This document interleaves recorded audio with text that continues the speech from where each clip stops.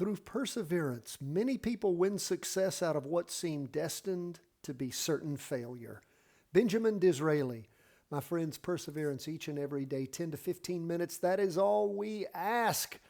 Let's jump into these charts. Everything is up as we end the day. Let's jump into the S&P 500 first, up 0.36%. For the day, we see the high last week was 510.13. This week, so far, 509.74. Getting close, but not quite there. But again, green candle moving up. You can see the volume is not up to the average yet. It's a little lower than last week, but we have one more day to go. Let's see how it happens. You can see where starting Monday, we tracked along with red candles until this morning. Up a little in the morning, up a little bit in the afternoon, overall 0.36%. We can see on the 2-day and the half-day charts there above that weekly trend line. And of course, the weekly trend line continuing to go up. So we are still long the S&P. What about the NASDAQ 100? It was up even more, 0.87%. After a green spinning top last week, we can see that red volume bar, which just means the week started off lower than the prior week ended. That's all the red bars mean. It means the prior candle, in a case of a green to a red, was let's not say it in reverse. Let's just say if it goes from green to red, it means the opening of the next candle is below where the prior close was. And the opposite is true when you see a green candle. So as we look at things this week, we can see the high last week was 440.59, 440.09. So again, not far off, just 50 cents. So again, things moving in the right direction above on the 2-day and the half-day. You can again see where things heading down most of the week, and then on Thursday popping up. So we'll see where things take us on Friday, still long on the NASDAQ.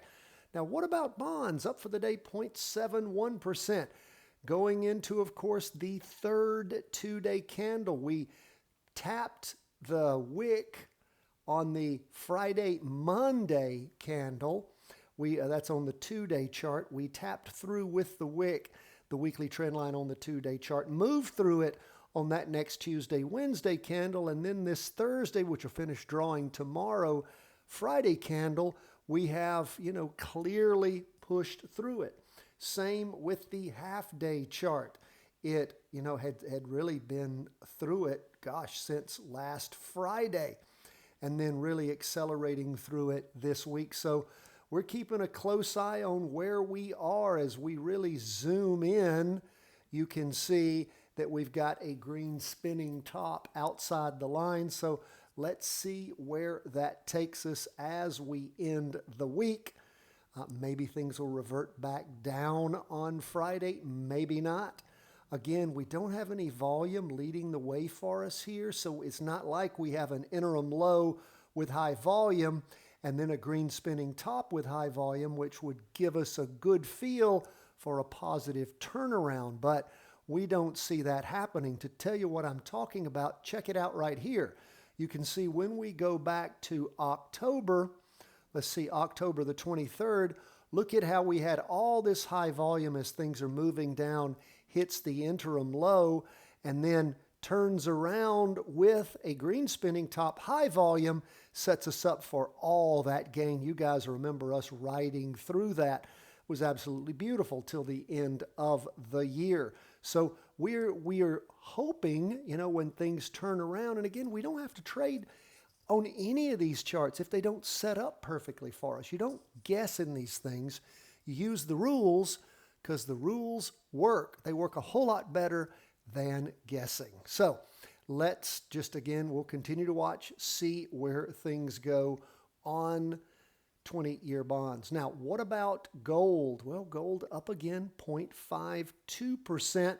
We saw yesterday, starting on Friday, gold popped up, then sort of down. We saw it pop up on Tuesday morning, then pulling back. We saw it pop up on Wednesday morning, then pulling back. Then it popped up strong in the morning on Thursday, then pulled back, only up just over 0.5%.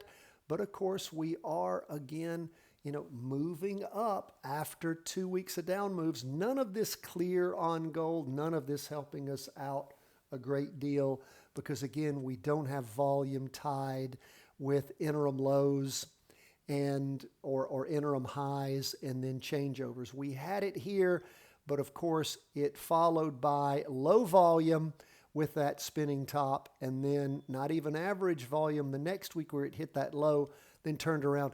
That's a sloppy chart. That's a chart we don't want to trade. We want to trade, again, something that's clean and pretty like we saw here, where things jammed down on October the 2nd, the week beginning then. High volume, red down candle, interim low, then a green spinning top with high volume, taking off and moving up, giving us the ability to jump in and, of course, garner what? One average true range, at least in profit, where we sell half the trade and then we follow it from there. So again, that's what we're looking for. That's the kind of setups that we need. Now, let's go back and to the charts and we will take a look at where we are on Bitcoin. Bitcoin up for the day. Now, this is interesting. HODL, which is the ETF we started tracking since they closed XBTF, which was our VanEck Bitcoin Trust before HODL. Only have a few weeks of that to track, so we've been looking 24-hour a day Bitcoin. But as I look at the charts, 24-hour a day Bitcoin is now down 1.90%, whereas HODL ended the day up 2.75%. But let's look at the weekly candle. We had a strong week last week with lots of volume. We look at where we are this week. We have strong price movement up. The high this week, reaching all the way up to 72.79, of course, on 24-hour a day Bitcoin itself. $64,000 is where things ended up. Now, as we look at 24-hour a day Bitcoin, we can get an average volume, which we don't get from HODL because it's not been around for 20 time periods or more. The volume that we have set is a 20 time period volume.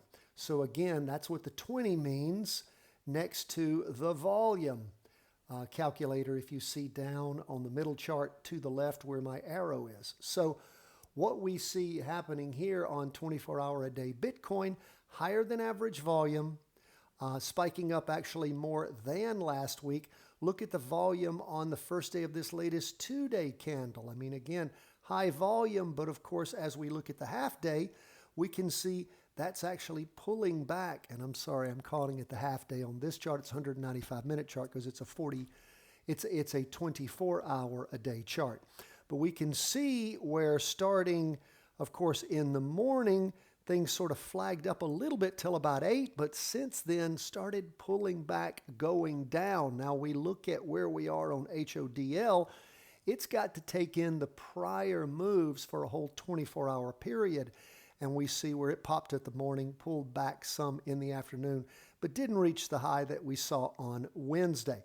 So we will keep an eye on 24-hour a day Bitcoin and HODL itself. This is the one that we are practice trading. So again, as we look at this chart, we know the inherent weakness in the 24-hour chart and would look to see an adjustment if that continues overnight. So we will keep an eye on things.